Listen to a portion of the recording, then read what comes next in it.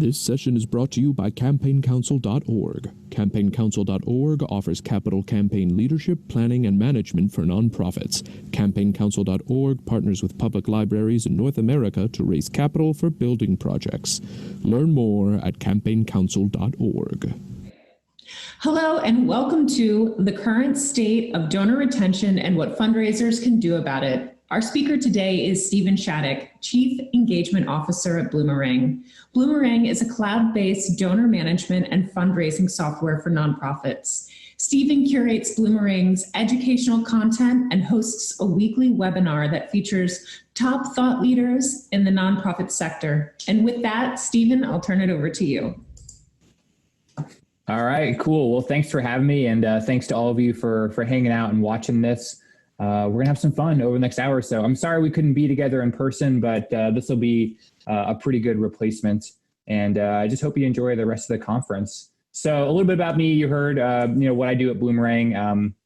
And if you want to learn more about Bloomerang, you can reach out to me later. We're not really gonna talk about Bloomerang at all. But basically what I do for them is things like this. I do a lot of research. I dig into our customers' data to try to find some interesting patterns and things that people can, draw some learnings from. We also fund a lot of research, and I love sharing all that good stuff with folks. And that's what we're going to do today. This presentation is really just a lot of research and examples, not a lot of opinions or platitudes in this one. There's just some good hard data that you can take away and start to put to use in your own fundraising efforts. So let's dig right in. We're going to talk about donor retention. My favorite thing, I love donor retention. It's one of my favorite topics in the nonprofit sector. I think it's the most important, metric that fundraisers should be looking at right now. And I'm going to kind of make the case for why you should care about donor retention, because there's a lot of things that you should be looking at, right, in your fundraising world. There's new donor acquisition, donor lifetime value, cost per acquisition, lots of KPIs you can be looking at. But I'm going to kind of make the case for donor retention as a metric that you should be looking at on an ongoing basis, because I really do think it's the most important metric that we can be looking at. So we have data on donor retention thanks to the Fundraising Effectiveness Project, FEP for short. If you've never heard of FEP, check them out, bookmark their website. There's lots of really cool research and tools that you can use, all free, all good stuff there that you can use to improve your fundraising efforts and just kind of compare yourself to the rest of the sector in terms of your donor retention rate and other metrics. So FEP, they're this really cool collaboration between AFP and the Urban Institute. And back in around 2005, 2006, they got together with the goal of, we want to study donor retention. We want to see how well nonprofits here in the States and now in Canada do at retaining their donors. And what FEP does is they collaborate with many of the leading donor management providers. So Bloomerang's one, other systems that maybe you've heard of or used, Neon, Donor Perfect. We actually all collaborate, even though we're competitors, we all get along for this project, which I think is pretty cool. And we send FEP our anonymous customer data, and they crunch all those numbers and basically release a report. It used to be every year, but now it's every quarter, just kind of taking the temperature on donor retention in the sector. And the data set now has blossomed to like a $9 billion in transaction data set. So it's a really pretty good picture of the sector overall, even though not every single nonprofit on the continent is participating. But these are the most recent numbers we have at FEP. This report, we're recording this in May, and this report just came out a couple months ago, so it's pretty recent data. This is looking at the 2019 calendar year. It's a 2020 report, which always looks at the past year, since that's the most recent full year we have. But the average donor retention rate, so this is the percentage of donors who come back in the next calendar or anniversary year and make an additional gift. That's only 45%. So we lose about 55% of our donors who gave last year in the current year. And this number, as you'll see in the next couple of slides, hasn't really changed since they've been looking at donor retention. It's kind of like that 2% of GDP. It really can't budge from that mid to low 40th percentile. But one thing the FEP report does is it looks at retention rates by different donor types and frequencies. So you can see the first-time donor retention rate. So this is the percentage of donors who come back and make a second gift after making their first and only gift. That rate is only 20%, 20.3%. So we lose 8 out of 10 of all of our new donors. And this is a metric that really sort of concerns us at FEP for a couple of reasons. We'll get into them. But my main thing here is that if you don't get the second gift, you may have negative ROI on that actual first gift. Yeah, they gave you $20 or $50 or whatever. But if it costs you more than that to acquire them, you're actually in the hole. And for them to never give again while you spend more money, marketing to them, maybe putting on events and sending direct mail and all that stuff, you need that second gift to get back into sort of the positive territory. And the good news is if you can get a second gift, if you can get multiple donations, that really improves retention rates. You go up to about 60% on repeat gifts. And then monthly commitments, if you can get a monthly commitment, we're going to talk a lot about monthly donors. That's really good for retention. It's super sticky. Rates there are upwards of 90%. So we're going to talk about how to kind of move people across this spectrum from one gift to maybe a second or third gift, and then hopefully into a monthly commitment, because that's where retention rates really skyrocket. And like I said before, these numbers haven't really changed, at least on the overall donor retention rate. It's 45% now. It was 43% last year. It was 45% the year before. So we're looking at the right-hand column here. It hasn't budged that much. The gift retention rate, that's the column on the left, that's dollars retained. Again, similar, kind of in the 40s, a little bit higher 40s compared to the retention rate. But I show this because I think there's a real opportunity to focus on donor retention, because most nonprofits don't. They're maybe focused on other things, donor acquisition. I know there's a million things we need to do, especially right now, it seems like. And I'll show you how this math works out. The organizations who do focus on retention and are able to increase their rates, even by a little bit, see a lot of really cool results. And we'll talk about that here in a sec. One thing that has changed, and this is something we're sort of concerned about at FEP, is that first-time donor retention rate is slipping. It's down about 5% over the last 4 or 5 years or so. So for whatever reason, it seems to be getting harder to retain brand new donors, which to me is scary. We talked about the ROI thing again. And there's a lot of theories on this. We don't really have any hard conclusive data. My personal opinion, and take this with a grain of salt, but you'll see later on, I'm going to kind of back up this opinion with other research, is that it's never been easier to become a donor. That sort of technological barrier to giving is really at an all-time low, right? You can donate through your phone. Online giving is on the rise. Peer-to-peer giving is on the rise. I mean, you can donate on Facebook with like a couple clicks, PayPal, all these things. It's very sort of democratized to get money to a nonprofit. But I think the flip side is that so often those gifts are very transactional, and the stewardship is sometimes lacking. Sometimes our organizations don't even get the contact information of those donors, so it's hard to kind of nurture them and steward them. So I think it's a little bit of a double-edged sword. High acquisition, but it's a little bit harder to hang on to those folks. But we'll talk a little bit more about that later on. Repeat donor retention hasn't really changed, kind of low 60s there. So once you get someone giving a couple times, multiple times, it's a lot easier to hang on to those folks than maybe someone who's just given once or given their first gift.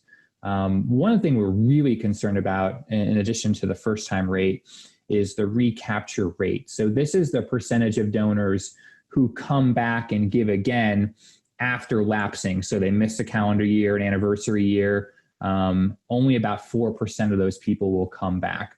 So once you lose someone, it's really tough to get them back into the fold. It's almost a foregone conclusion that they're not going to give again. So, if you don't care about retention, or maybe you're not convinced by this and you're thinking, well, who cares if they miss a couple of years, they'll come back if they want to, we'll get them back.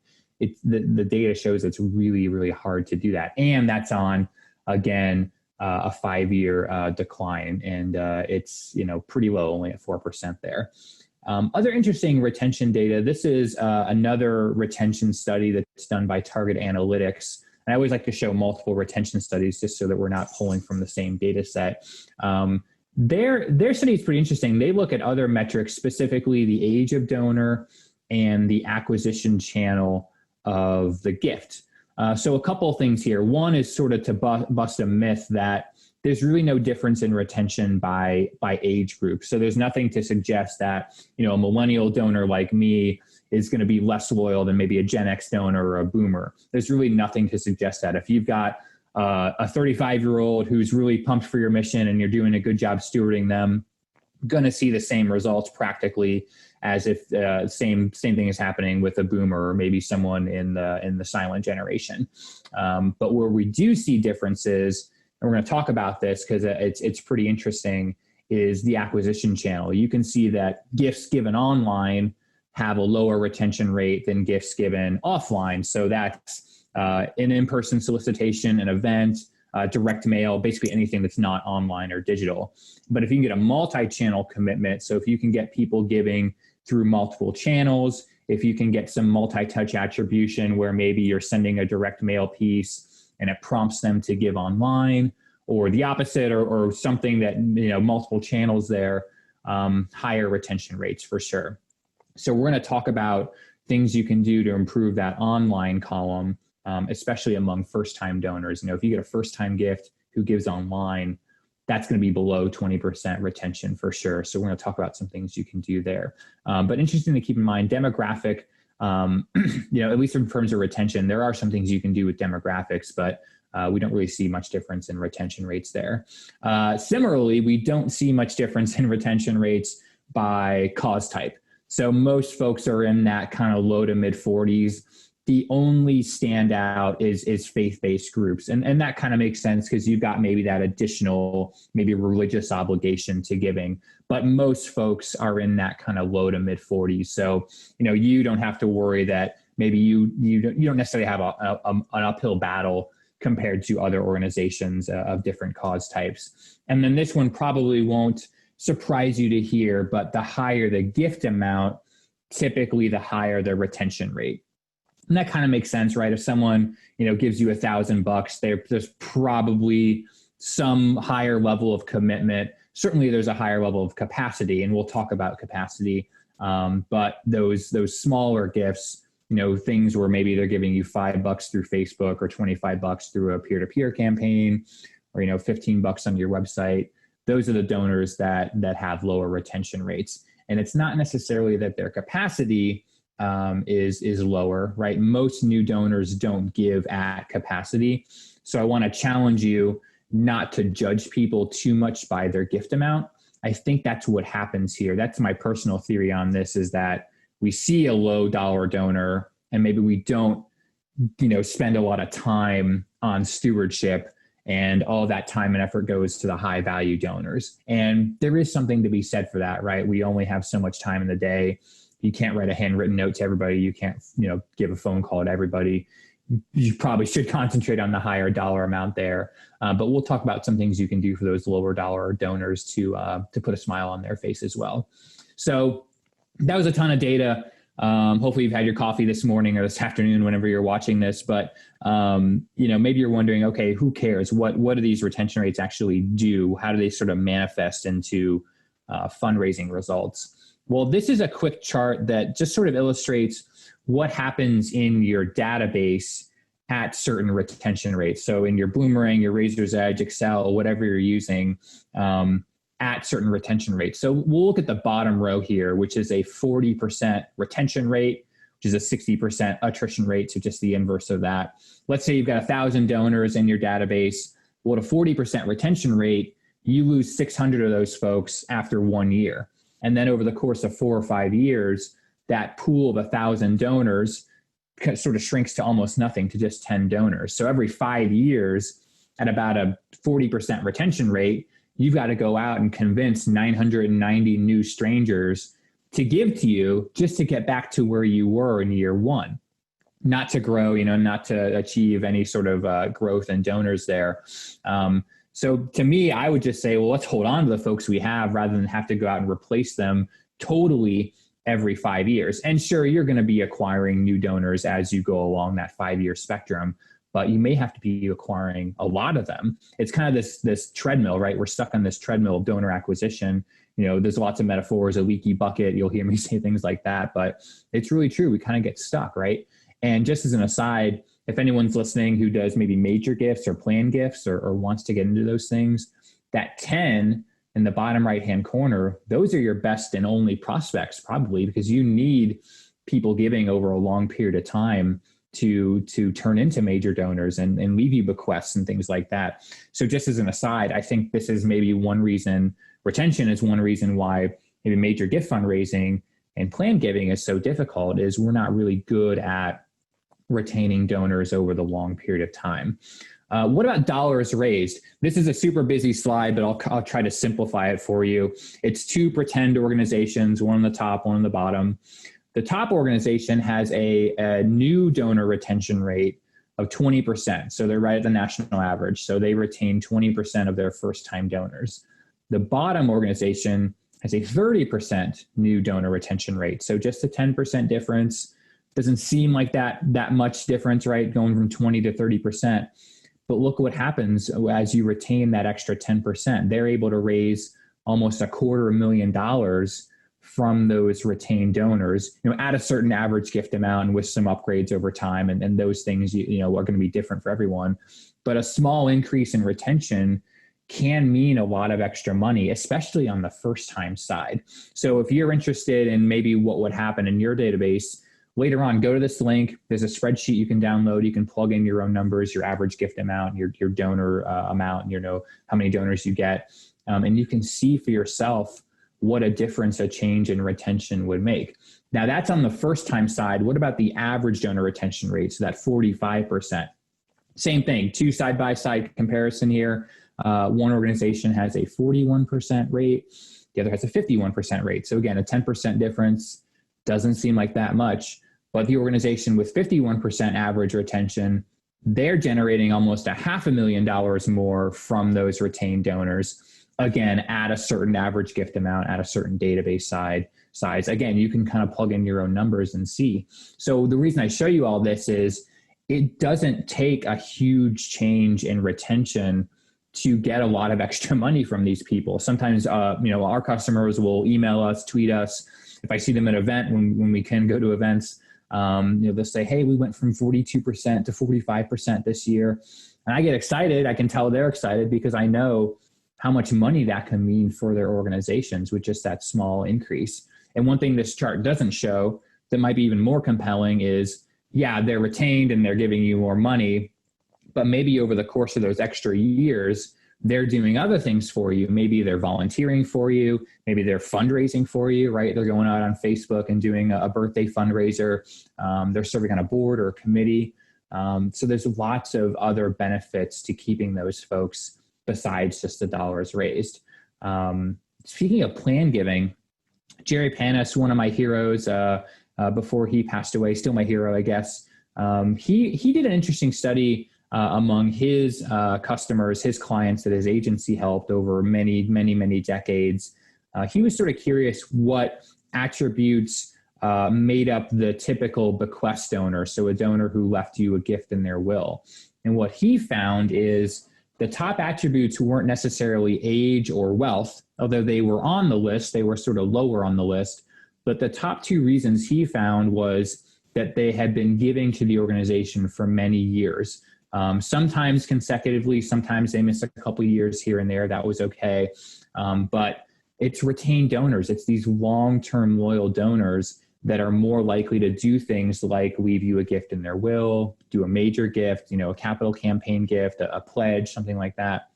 It's not necessarily big-time donors. The dollar amount of those gifts was sort of irrelevant. It was more that they were just giving every single year, maybe giving monthly, and maybe also volunteering or having some sort of personal commitment or connection to the organization. So there are so many good reasons to care about retention. Least of all is plan giving opportunity. So if maybe you've struggled with getting plan gifts, look at your retention rate. And if it's low, if it's 30%, 20%, if you don't have people that have been giving for many, many years in a row, that may be why. But if you do have those people that have been giving, they may be really good people to ask, regardless of their age, regardless of what you think their wealth what might be, or how much they've been giving. It's okay if they've only been giving $100 a year, $50 a year. That didn't really matter. It's more important that they were giving over a long period of time.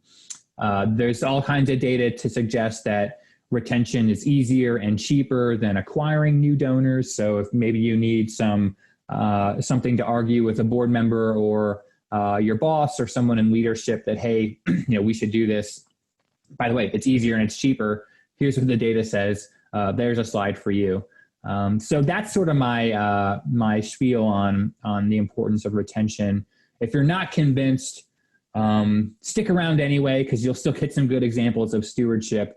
But I want to kind of talk about why we have these retention rates. So we have this hard data about where we stand, but we also have other research that maybe suggests what we can do to improve, looking at donor behavior, donor psychology. And we've got decades worth of research looking at these topics. So we're going to kind of move through time, starting with the oldest research we have available through on to more contemporary research.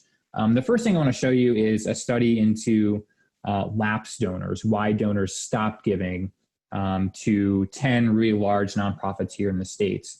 So Adrian Sargent, he's one of my heroes also. He's kind of the godfather of donor retention. If you ever see him on a webinar or at a conference, when we can go to conferences, go to his session. He's even more excited about retention than I am, which is really saying something. He gets really sort of animated and jumps around the stage and kind of shouts at people, but don't be afraid. He's a really nice man. He's been looking at retention since long before FEP was formed. And so he did the study back in 2001 where he reached out to super large nonprofits. The reason he targeted them is they had really high lists or big lists of lapsed donors because they had been around for many years. They were sort of churning through donors in the hundreds of years that they were around as an organization. And what Adrian did is send him a simple survey. Hey, why did you stop giving? What went wrong? Did we do something to make you mad? Did it make you sad? What happened? And he got a lot of responses. And I'm just going to kind of give you a 50,000 foot view here, but you can download the full research if you want and read it later on. But these were the main reasons why those lapsed donors said they stopped giving. And I know they don't all add up to 100% because donors could choose multiple options. They sort of combine similar answers into one category here. But pretty interesting, I think pretty informative on maybe some things that we can improve at our organizations in terms of maybe communication, stewardship, and some things that we cannot control, but we should still be aware of. So we'll roll through them real quick. 5% thought that the nonprofit didn't really need their gift. So maybe there was not a clear case for support. Maybe they weren't asking. Maybe they're asking for weird things that didn't make any sense. There's lots of things that could have happened there. But for whatever reason, the donor didn't feel like they were needed. So of course they stopped giving. 8%, and this is a concept that we'll cover a lot in sort of the example section here. Really important concept. Donors want to know what their money is doing for your services, for the people you serve out in the world. They really see their gift as an investment, and they want to know, what is that return on the investment? So telling those stories, those success stories, case studies, impact stories, whatever you want to tell them, who are the kids coming to the library, whose grades are improving, there's tons of things that you all could tell, who are the families that come every Saturday and it's a refuge for them. I can just imagine all the things that we can be saying, but we got to tell those stories. We can't just hide them in the newsletter, the annual report, the once a year event. On an ongoing basis, telling donors those stories. They love it. It's one of the best things you can do. And you'll see that in other research to back that up. 9% is always kind of weird when I show this. They didn't remember supporting, but maybe if they had been thanked, which 13% of the donors hadn't been thanked at all, they would have stuck around. So there's 13% right there, just thanking your donors. So sometimes organizations will have a minimum threshold to thank donors. Like, well, if they give below $25, we don't thank them. We just send them that automatic receipt or whatever. Don't do that. Don't judge donors by their dollar amount because you never know when capacity could be higher.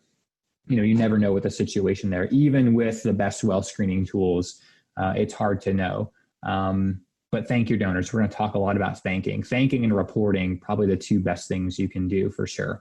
16% of the donors had passed away, which is interesting. I think it tells us a couple of things, not that we can do anything about that, but that we should be paying attention, right? Maybe we should be doing more plan giving appeals because the average age of a donor here in the States is older. And I know I sort of poo-pooed, age and demographic a little bit, but I think some common sense does come into play there. And also, we should be proactively cleaning our data on an ongoing basis so that we're not soliciting people that are dead, and we're not making a surviving spouse or partner or household member feel bad because they're getting mail to that deceased loved one. And we'll talk a little bit about that later on. The rest of them, 18 and 36%, we kind of talked about those concepts: poor communication, other organizations more deserving. If you do the top four really well, you can knock out those two things. And then a little over half said they couldn't afford the gift, which again, we can't really do much about. Financial difficulties are beyond our control. And that's always the top reason. If you look at any other donor loyalty study, that's always the most common reason is financial difficulty. But reporting on the gift, how it's being used, the impact it's making, thanking donors, your communications, we're going to talk about those things. That's a pretty easy way to chip away maybe 5-15% increases in retention and feel really good, right? Because that can be a lot of money, as we saw in terms of improvement. You're not going to get to 100% retention. That is not the point of this presentation. But if you can improve, 5, 10, 15%, that can really be transformative for your organization. So why do donors stay loyal, right? We looked at why donors leave. What about the other side of the coin? What is it that those charities with high retention rates are doing well to keep those people, like the Jerry Panis people, year after year giving monthly donations, upgrades, multiple gifts within a year if they're not a monthly donor? What are the attributes of those nonprofits? Donor Voice, which is a really cool organization, bookmark their website. They got a lot of really cool research. Check them out. I love this study they did back in 2011 where they surveyed those long-term loyal donors that had those attributes that I mentioned among about 250 nonprofits here in the States and asked them, why do you keep giving? What do these nonprofits do well? How do they keep you around? And these were the top 7 answers that those loyal donors gave. And I think this is really interesting because if you put this study side by side with the Adrian Sargent research with a 10-year difference, completely different data set, different donors, different nonprofits, it's almost the exact mirror opposite of those reasons that the lapsed donors gave for why they stopped giving.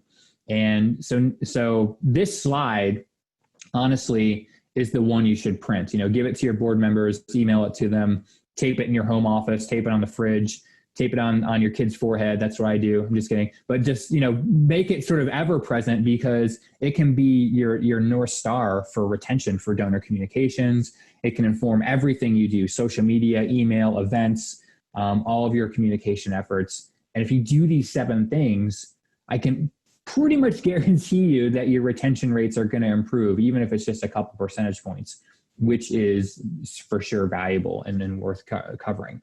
Now, these are not easy things to do.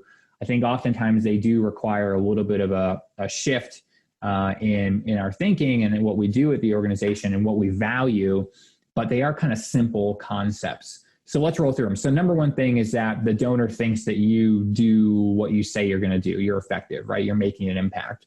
So again, the storytelling, if you're telling those donors on an ongoing basis what that impact is, they're going to think you're impactful, right? You can't just hope that they get it through osmosis or maybe see, a disparate email or a social media post every once in a while. Donors love those stories, and I'm going to show you some examples of those stories here later on. 2 is a little bit of a standout amongst the other 6, but the fact that it's the number 2 thing, I think, deserves some attention. So donors don't like to be caught off guard by anything that you send them. What you send to a donor should make sense for what kind of donor they are, right? So segmentation, we're going to talk a lot about segmenting your communication. What you say to a non-donor might want to look different than something you say to a long-term loyal donor or a monthly donor or a lapsed donor. And you can also add in layers of demographics. So maybe parents with kids, people without kids. There's probably a dozen or more segments or persona types I could think of for a library or a library foundation. We'll talk about those things, but making sure that what you're sending just kind of makes sense, and that you give donors kind of a little bit of a heads up on what it is you're going to be sending them in the future. And I'll show you some examples that do that, because it's a little bit of an interesting distinction there. Number 3, my favorite, donors want to be thanked. Of course, that's an obvious one. But the speed, the faster you thank a donor, the better. And I'm going to back that up with other research that says the same thing. You cannot thank a donor fast enough, literally. So we'll talk about kind of what that ideal time horizon is. Number 4, surveying your donors, getting to know your donors, asking them questions about who they are, why they give, why they're interested in literacy or whatever that sort of core concept is that you're trying to get across. And then also asking them questions about how you are doing as an organization, communicating to them, providing services. We're going to talk a lot about surveying donors. It's so, so powerful. Not only will you get some answers back, and you won't get a ton of answers back when you survey people, that's not the point, but just being asked has been shown to increase engagement and retention, even if they do not answer. So we'll talk about those things. 5, kind of similar to number 1, but it's a little bit more nuanced. So not just that you are an important cause, that you are an effective organization, but that the donor feels like they're part of that story, of that fight. You know, they're right there in the trenches with you. They're not just like the silent funder. They're not just an ATM off in the corner, you know, sending you $100 a year. They're right there with you. So you kind of have to weave them into those stories, right? So donor centricity is kind of how I sum up number 5. And we'll look at some examples of what donor centricity looks like in terms of your communications. 6, again, the appreciation, very similar to number 3. So you got 2 out of 7, the top 7 tied to the gift acknowledgement. And then 7, kind of similar to number 1 and 5, right? Who's being helped? Who's being helped? Who's receiving services? Whose lives are being changed, you know, who's getting into college for the first time in their family. Those stories, you cannot, I know I keep saying this, but you can't tell them enough. So even though there's 7 things on the screen here, there's really only maybe 3 or 4. Thanking, the storytelling, giving people a heads up on the communications and kind of segmenting them, and then getting to know the donor, right? Making sure that you are sort of curious about who these people are, because that curiosity can really pay off. So I want to kind of reverse engineer all that research into some kind of practical things that you can do sort of right away. So we're going to talk about segmentation, you know, communicating to donors differently based on who they are. We're going to talk about thanking. We're going to talk about how to be donor centric, how to tell those impact stories, whether or not you've actually spent their money yet or whether you have. We'll talk about that distinction. Giving people a heads up on what it is you're going to be communicating to them, and then soliciting that feedback, getting to know those donors, sort of being curious. So the first thing, as we get into kind of the advice section here, is the segmentation. I'll say it this way, our customers at least, and we have thousands, the organizations that do segmentation, and we can tell in their database if they're doing this, they have across the board higher retention rates, higher revenue, higher gift acquisition rates than the organizations who don't, than the organizations that just have one thank you letter for everybody, one appeal template, one newsletter, you know, one stewardship piece for every single type of donor in their database. And your database is full of lots of different types of people. You may have people that have never given. You may have people that have only given once, people that have been giving to you for years and years, people who give monthly, people who stopped giving. And then the additional layer is their gift amount, right? Do they give you $20 a month? Do they give you a one-time gift of $5? Do they give you $1,000 every year? Those are really important. And you can even add in a third layer, which we'll talk about, the persona type, their age, who they are. Do they have kids? Do they not have kids? Do they come to the library? Are they a member? Are they a volunteer? There's so many different types of people in your database that it really is kind of a shame to communicate to all of them in the same way. So I say at a minimum, look to the retention rate differences, right? So we say differences in retention rate by new donors, repeat donors, and monthly donors. Ideally, you should have communications for each of these three groups. You should have a new donor welcome kit, right? So something you send to brand new donors to kind of welcome them into the family. Repeat donors, maybe just acknowledging that they've been giving to you for a long period of time. Maybe they're getting communications that the other two groups aren't. And monthly donors, again, sort of exclusive communications that no other type of donor gets. Maybe there's a monthly donor newsletter. Maybe they get exclusive event invitations, something like that. But if you do nothing else other than say to the donor in your communications what kind of donor they are, right? Hey, Stephen, thanks for your first gift. Hey, Christina, thanks for being a monthly donor. If all you do is that, you're doing segmentation and you're doing more than what most organizations do.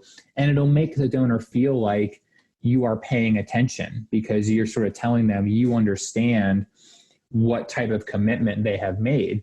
And it'll help you sort of craft what stories you tell subsequently, because you may want to say things to a first-time donor about maybe what your programs are and what's new at the organization versus what you say to a monthly donor who knows you and you know them, and they don't need to be sort of educated on what you do.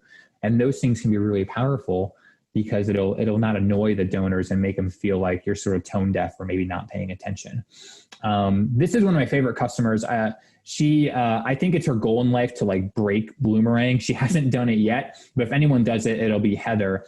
She runs a public school foundation up in New York State, and she's like the segmentation queen. She's got so many segments, and they got really good results on these: high retention rates, high fundraising rates, or revenue. And I think it's because they do a lot of segmentation. So they're a school foundation, so they have a lot of interesting demographics. And I think it's kind of similar to you folks, is why I pulled this one out, is they've got parents of current students, right?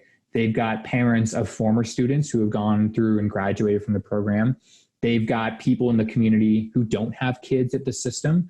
They've got the students themselves who have graduated, grandparents, lots of different sort of persona types. And then they've got their segments, like I've talked about: never given, first-time donor, a lapsed donor, multi-year donor, repeat donor, whatever you want to call it. So they say different things to all those different groups, and not wildly different things. I'm not saying that you need to go out and create like 15 wildly different thank you letter templates and appeal templates, but mostly what they do is in the beginning of those pieces, they will address that type of donor.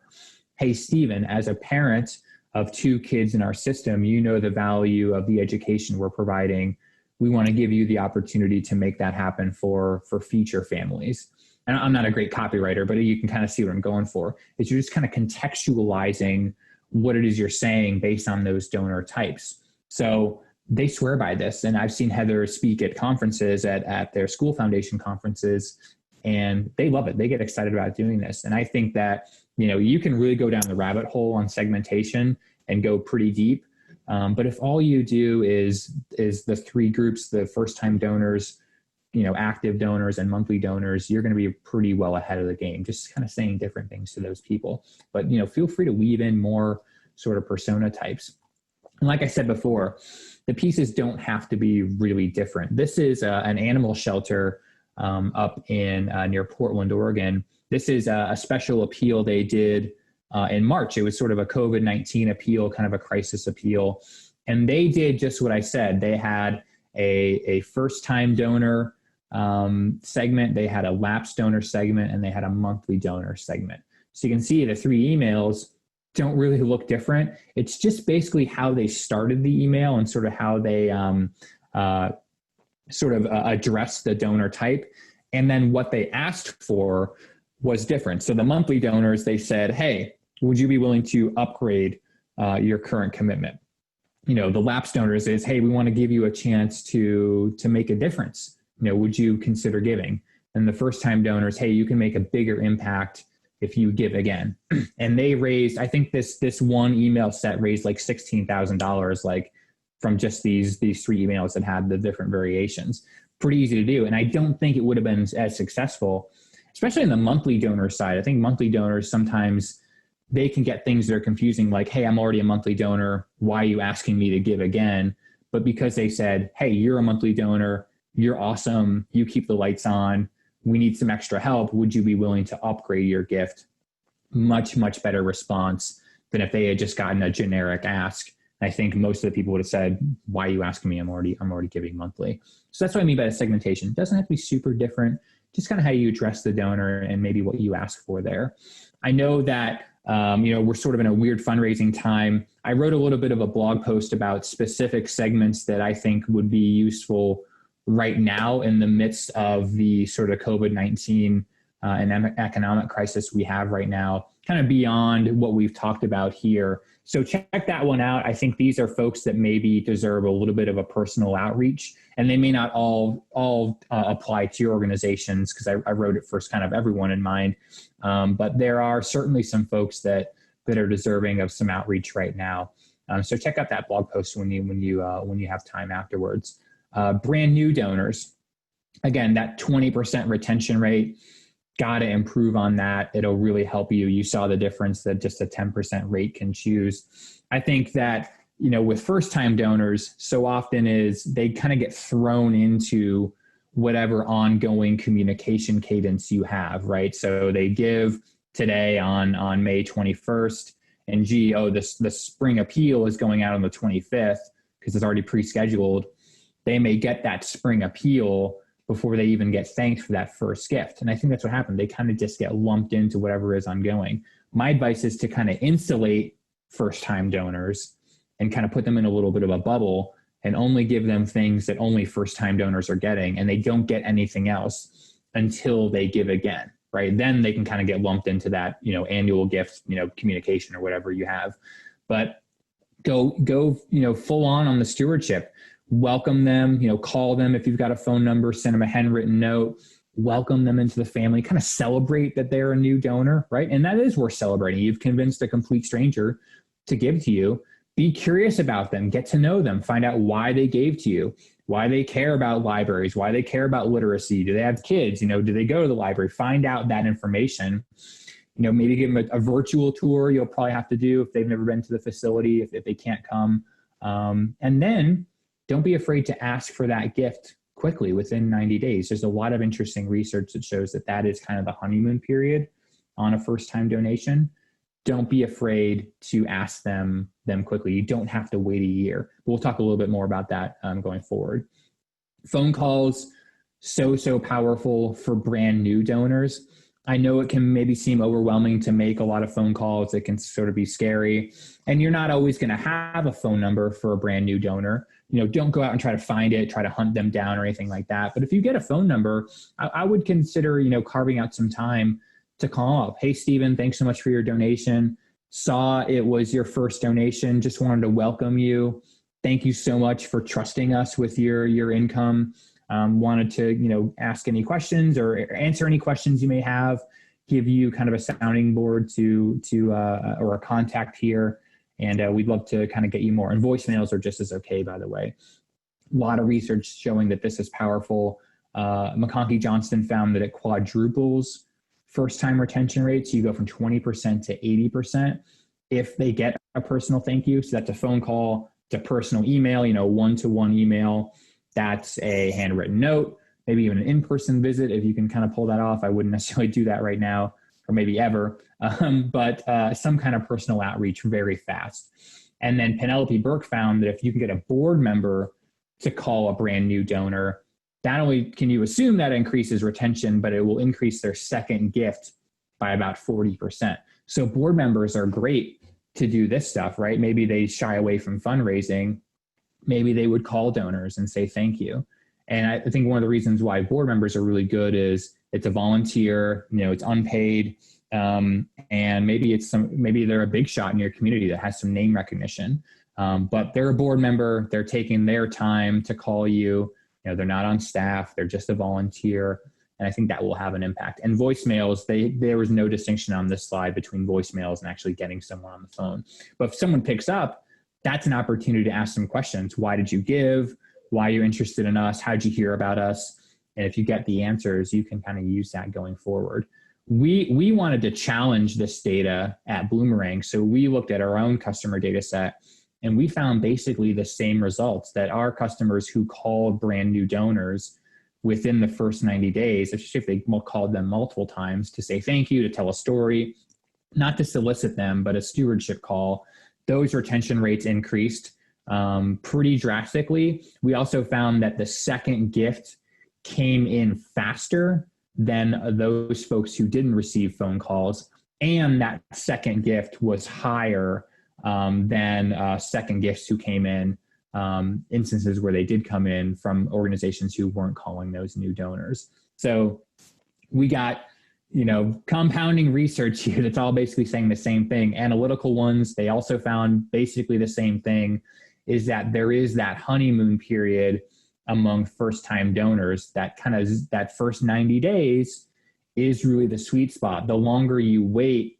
to get that second gift, the lower the gift amount. So now this requires you to do really good stewardship in those 90 days. You can't just be silent and then suddenly on the 85th day go out and ask them for money again. That's not what's going to be successful. But if you're getting to know them, thanking them, telling them stories, that's what's going to give you the best chance to get those gifts. I know I keep harping on first-time retention, but it really is probably the best bang for your buck to improve.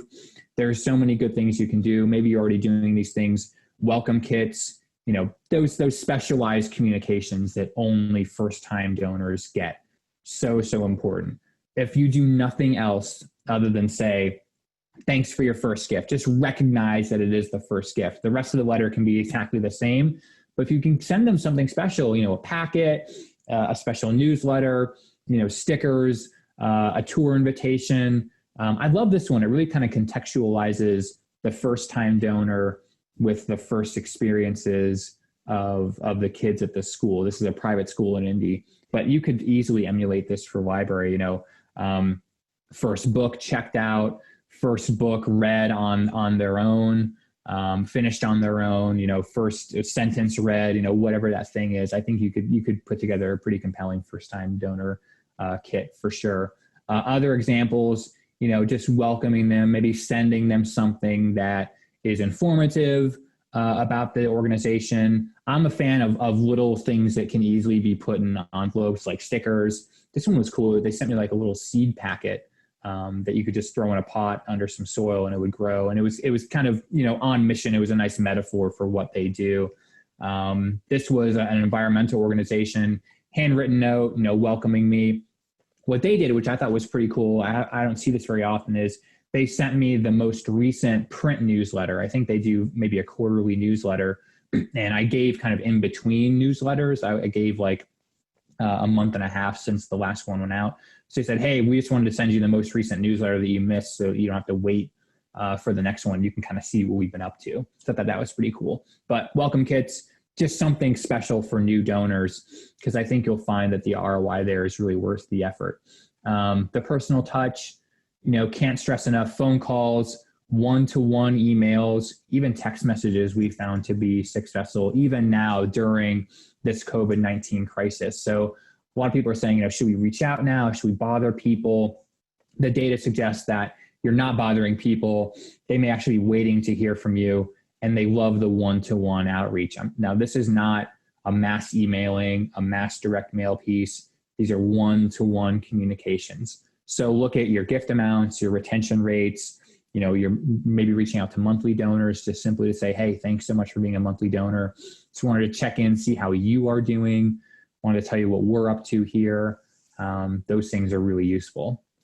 And then those online gifts, those low retention rates, I got a theory on this. I think that when you give online, specifically through your website, maybe a peer-to-peer campaign, the automated messages, the receipts, the things that maybe your donation form sends automatically, your database sends, these things are usually pretty boring and kind of transactional.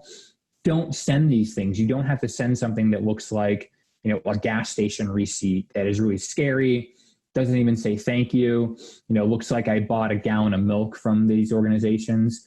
Go in and customize these messages. Whatever software you're using, you should be able to customize them. I think maybe PayPal is like the only one now where you can't go in and change these things up. Don't just use the out of the box template from these messages. Go in and transform them. Can you change them into something that you could almost print out and send through the mail, right? This is an automatic email that I got after making an online gift through this organization's website. It's this beautiful acknowledgement. It comes to my email inbox right away. It's automated, but it looks really nice, right? You've got a nice impact photo, lots of thank yous. Your gift will help provide. You're giving kids, opportunities to learn about their future. You're helping them unlock their potential. Hey, we're going to send you a tax letter later on, so be on the lookout. Remember, that was the number 2 thing. The donor wants to know what to expect. So tell them what comes next in that cadence and give them something to do. Check us out on social media, see some more success stories you make possible. I love that donor centricity. So this is nice, right? Go in and customize these things. Here's another one. Nice impact photos of the service recipients. You brought justice. You're making a difference. You're a hero. This is just to confirm that we got your gift. We're going to send you a hard copy thank you letter in the mail later on. If you have any questions, reach out to us. So these are nice invitations, versus these kind of robotic, cold, transactional receipts that, are just going to get ignored as soon as they come in. So go in, transform them, compare them to your thank you letter. You don't want to just make a duplicate of your thank you letter that you send through the mail. Maybe tell a different story, maybe say something different, give them something different to do as a call to action, like social media or your volunteer calendar or matching gifts. There's lots of things you can put on there as a call to action. Again, monthly donors, similarly to first-time donors, if someone becomes a monthly donor for the first time, celebrate that, recognize that. Hey, Stephen, welcome to our monthly giving program. Thank you for investing in a world with clean water. We're going to tell you updates and stories, get ready for a whole lot of good news. So they're kind of setting the stage for what it is they're going to be sending. There's a survey. We want to improve your experience. So survey links are great to drop into these things. They have to be generic, but what moved you to give today? Was it easy to give online? Why do you care about literacy? Whatever those questions are that you want to ask, could be good to kind of slide into those automated things. And they do a good job. Charity Water really follows through on that promise to send stories. They will update you on progress on the well that your gift goes towards. They sort of designate your fund in a specific way, but they give you an update on the impact that that's making. Surveys, mentioned these before. A first-time donor survey that gets to know them, maybe a different survey sent to repeat donors that maybe talks about, how are we doing communicating to you? Are we sending you the right things? There's lots of different questions you can ask to different types of donors. Just be careful that you don't ask a long-term loyal donor why they care about you, why they give, because they may have already communicated that to you in the past. You might already know that information. So be careful, but it's worth it, right? It was the number 4 thing, giving donors that opportunity for feedback. And there's lots of ways you can do that. It can be an electronic survey. It can be a print survey. It can be when you talk to someone on the phone or on Zoom or on a FaceTime call or something like that. Asking people questions, I think, fulfills that need there as well. But, you don't have to load it up with tons of questions. Were we thanked appropriately? Do you trust us with your gift? Are we your favorite charity? There's lots of things you can ask there. I've got tons of examples. I got an ebook on this, which I'll send to you. This is the Charity Water survey, by the way, from that email a couple of slides back. How would you rate what we've been sending you? How likely are you to give again? That's an interesting one. I don't work there, so I don't really know what they do with that information, but I assume that maybe they use it to predict lapses or maybe loyal donors before they happen. So that could be an interesting one you ask. Lapsed donors, don't write these people off completely. I showed you that 4%, 3% recapture rate, but just because someone stops giving doesn't mean that maybe you should take them out of your database or forget about them completely, because some people could come back. You might want to be a little bit more proactive. Maybe send them a survey. Hey, we miss you. Did we do something wrong? Maybe send them different things that you're sending other active donors. Don't just lump them into your active campaigns. Maybe send them stewardship pieces. Thank you. We miss you. What would it take to get you back? And maybe some of those people simply moved or passed away, right? We saw that from the Adrian Sargent research that I think 16% of donors had passed away, and lots of people move every single year. I think it's like 20 or 30% of Americans move every single year. So they, don't quote me on that, but it's a significant percentage. But they may just stop getting your stuff, and it's not because they didn't want to stop getting your stuff, especially if you're maybe an organization that has a wider footprint, or maybe they moved within the same town, but you still service that geographic area. So a couple of things you can do. And I don't sell these services, so this isn't a commercial, and there's like 1,000 places you can buy these from.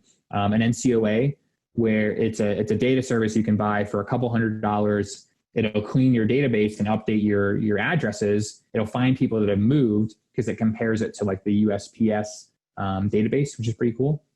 And the deceased suppression, similar thing. It'll tell you if anyone in your database has passed away. It'll compare it to death records that are on file. So you can stop mailing these people, or you can mail to their new address. You can send stewardship pieces. We had a customer who did a deceased suppression, and they sent condolence notes to the surviving household members that they had records on, and just said, hey, so sorry to hear that Sally passed away. She was a loyal donor for years. Just wanted to send our condolences. We're so sorry. Please let us know if there's anything we can do. Sent a ton of those out. And one husband, one widower, wrote back and said, I had no idea that we were even donating, because usually it is the woman in that type of household, a mixed gender household, that is making those decisions. So it wasn't surprising to me that the husband wrote back and said, and he put a check in the mail. He said, here, I want to keep the donation going. Keep it going. And it's not because they hit those people up for money, but it's because they did some nice stewardship. So there's lots of benefits beyond just saving postage to doing those things. Two segments of donors as we wrap up here that I would really pay attention to. These are two donor types that have really low retention rates, like single-digit retention rates: memorial and peer-to-peer donors. And it may seem like those don't have anything to do with each other, but they're pretty similar.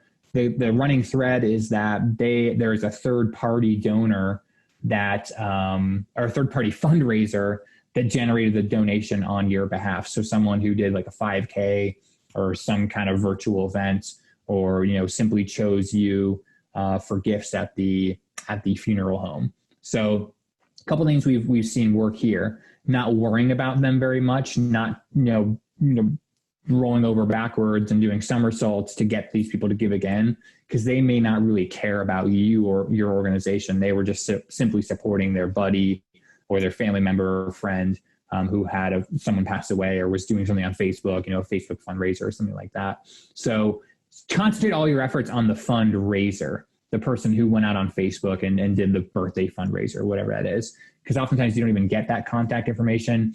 Don't agonize over it. It's okay. A lot of these people aren't going to give again anyway, but spend all that time on the fundraiser, because you want them to go out next year and do the same thing, because that's just like free money for you. You don't really have to do much there.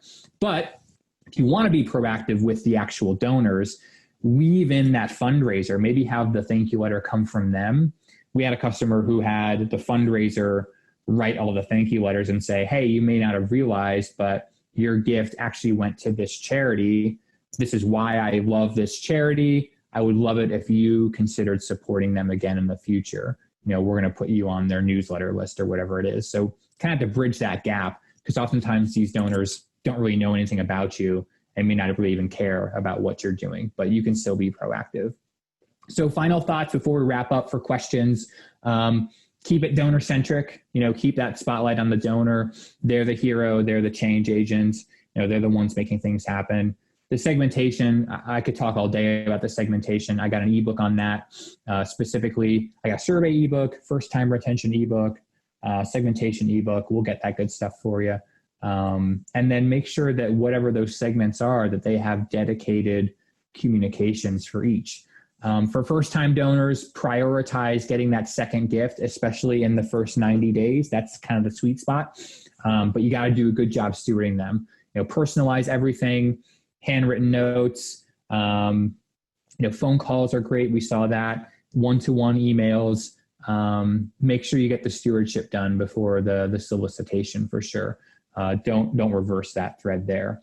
So if you like this presentation, I've got tons of free resources on the Bloomerang website. I've got my own webinar series that I host. You don't have to listen to me for another hour, but I got great people coming on every single week, totally educational, totally free webinars. We've got a special section of our resources library for just COVID-19 stuff. We got examples, case studies, webinars, podcasts. We got all kinds of good stuff there in the library. Again, totally free. We've got case studies on organizations that are successfully fundraising right now, and you can learn from them. You can copy what they're doing. There's great video interviews. We got examples of all their emails and stuff, so check those out. If you're interested in Bloomerang, we have quite a bit of library foundations and friends of libraries using Bloomerang. So check out our website. We got all kinds of videos. You can see us without having to talk to someone right away if you don't want to. So just visit there. We're pretty easy to find. And then, yeah, I'm happy to take questions, but we got all kinds of ebooks. If we don't get to your question now live, that's okay. Email me, tweet me, send me a LinkedIn invitation. I would love to hear from you. You cannot annoy me, I promise. So to questions. Hi. Okay. So thanks so much for everything. We have a lot of questions that came in. We probably have about a good 5 minutes for some questions. There was one that just came in from, let's see. So this is from Kristen. Lots of major donors tests our responses with early gifts. Do you have any data that specifically tracks major donor responses to the strategies you've recommended? Yeah, I do. We actually sponsored a research project into major gift fundraising specifically. I will, if that person wouldn't mind emailing me, I will send that out to folks. Okay. But if you go to masteringmajorgifts.com, you'll find that there. There's a lot of really interesting sort of corollaries between the stuff I just talked about and major gift fundraising specifically. It was Amy Eisenstein, Adrian Sargent, and another researcher, Dr. Rita. I can't remember her last name, but I know it was Dr. Rita. Really, really cool. It's totally free. I'll send you the link, but if you can't find it, just Google Mastering Major Gifts research, and it'll be in there. That's probably the whole other 2-hour conversation. Yeah, there was a strong connection between higher retention rates and the success of major gift fundraising for sure. Okay, very good. Okay, so Kristen, that was your question. More to come for you from Stephen. So here's another one from Roberta. How deep is too deep in terms of segmentation? For example, should there be a minimum number of people in each group? That's a really good question.